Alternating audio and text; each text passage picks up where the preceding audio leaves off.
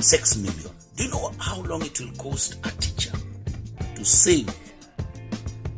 A teacher who's being taxed to save, to ever buy that tonic. All right. This is Therapy Radio.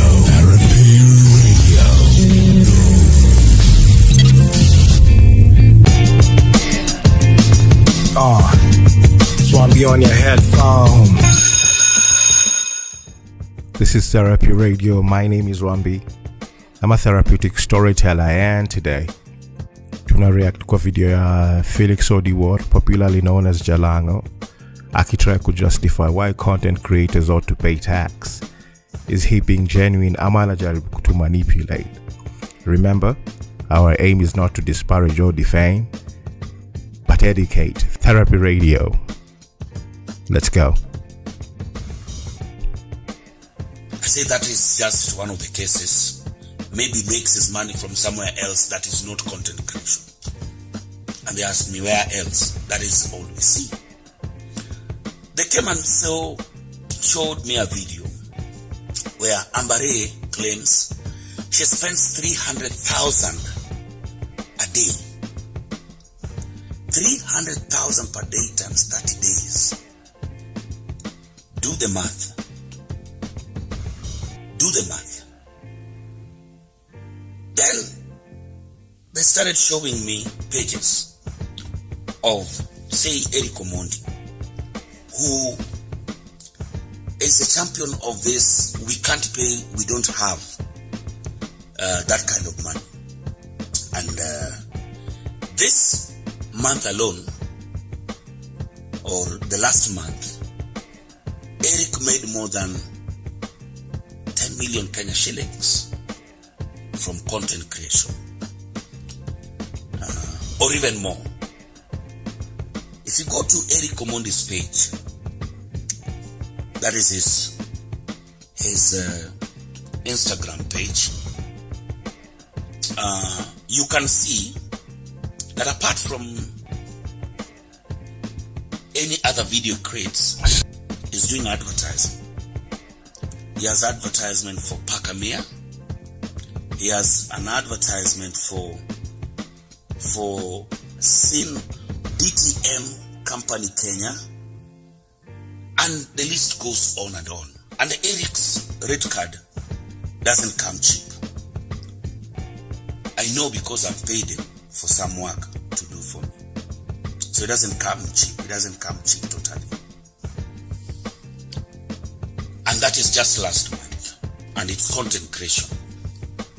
And I don't know if he's paid tax or filed returns. According to the Kenya Kwanza government, the bottom-up economic model is geared towards bringing down the cost of living. Have they? Nope. Eradicating hunger. Have they? Nope. Creating jobs. Have they? Nope. Expanding the tax base. Have they? Yes. Improving the country's foreign exchange balance. Have they? Nope. As well as inclusive growth. Inclusive growth is the subject of our conversation today. And to achieve all this, the Kenya Kwanza team has settled on 6 core pillars: agriculture, micro, small and medium enterprise, economy, housing and settlement, healthcare, digital superhighway and creative economy, environment and climate change. This brings me back to Jalang'o. Jalas studied community development at Daysha University. Community development is a holistic approach and an organized effort initiated to assist a group of people in a community to lead a better lifestyle. Community development is the combination of community with a development that aims to enhance people's living standards in a community. In this, people must have faith that working together can make a difference in making the community development program successful.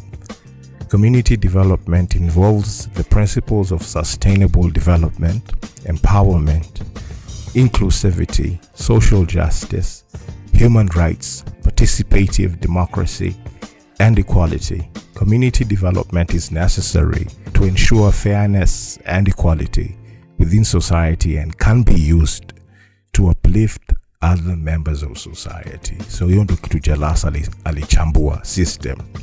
The principles of community development can be listed as the following. Number 1, community participation. Every individual in the community is important to the development and process of decision making. Community development works on the principle that everyone should take equal responsibility and participate in development projects.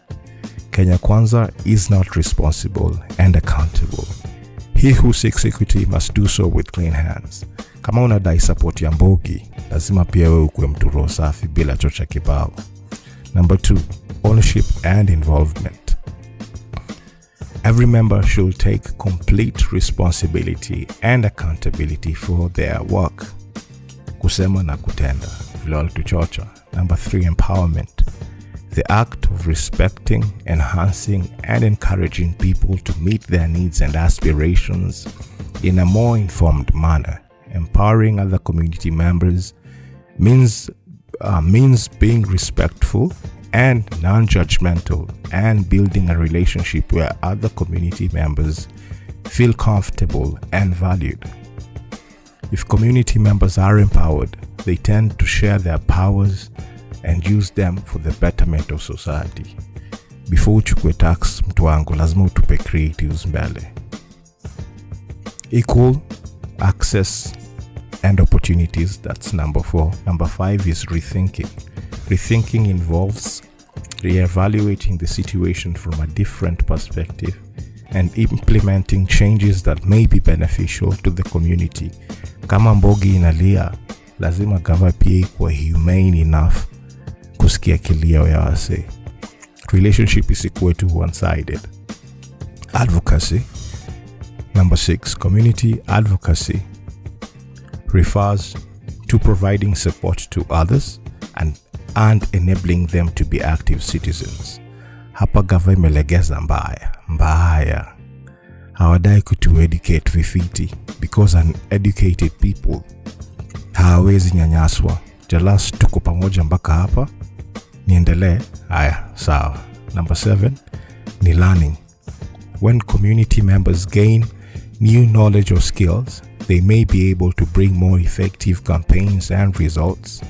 Before tax, create support systems for the creative economy. Nacheki the marathon record holder Calvin Kiptum, vile gavai shughuliki naye amekaa makoea peke yake na vitu kaa hizo. When you get to 18, the government assumes the role of the societal father, the protector. Has the government drafted policy to protect intellectual property and ensure artistic welfare? The provider. Is there enough cake to be had in the creative space? Do they advertise equitably with creatives? The teacher. Are there affordable and well-equipped world-class art schools in Kenya? The mentor. Is there continuity, transition, and harmonious succession in the creative industry? Ama bado wazae wamekalia kiti? The friend. Is the government truly for us? Vile gava ina mada vijana wakidai kusikizwa. The emotional anchor. Do we know who we truly are? This is the big question. And is Kenya an honest place to have authentic conversations? Can we truly tell what abuse is? The motivator. Story ya Calvin Kiptum. Sitaki kuongea more on this. Kama gava inataka mboka yake ikuwe rahisi, lazima wa engage na community kwanza vile inafaa according to the principles of community engagement. Na Jalas anasema amedu community development. The principles of community engagement include relationships, reciprocity, equity, continuity, openness to learning, and commitment to act. Number 1, relationships. Healthy relationships involve honesty, trust, respect, and open communication between partners, effort, and compromise. there is no imbalance of power.